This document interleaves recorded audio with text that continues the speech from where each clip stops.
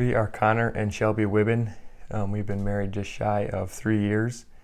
We go to St. Peter and Paul Church. We have a 15-month-old baby boy named Dawson. We have one on the way.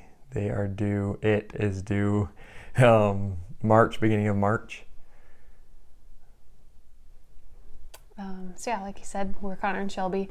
This season of Advent, Advent is one of my favorite seasons, and I like to kind of treat it like a Lent, and I like to give something up every Advent, and so this year I gave up Facebook, and I've noticed that it was the one thing that was keeping me from my prayer life, or having more time to pray each day. So that is how I've spent more time this Advent to prepare for Jesus's birthday.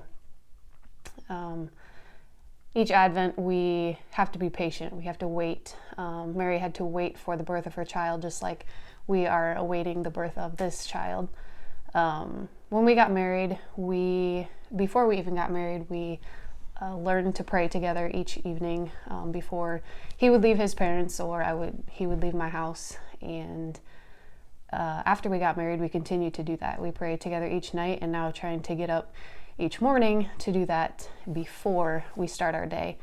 And we have really learned to trust in the Lord, to be patient in each situation. When we were trying to be blessed with the gift of our first child, it took close to a year, and so we had to learn to rely on God and trust in His plan and be very patient with that. And in that moment of surrender is when we were gifted Dawson. And again, we had to wait another 9 months for him to arrive. And just like during the Advent season with Mary awaiting Jesus's birth, as a mother and as a parent, women have kind of that special gift to mimic Mary in her journey with Jesus.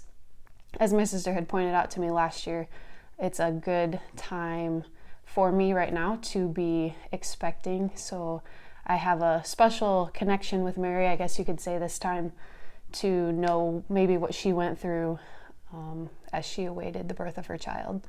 So I guess prayer and being patient is one of the big key things, and we have learned that through our marriage, and it has helped us in many different ways. As disciples, we are called to go proclaim the good news and to share that with others.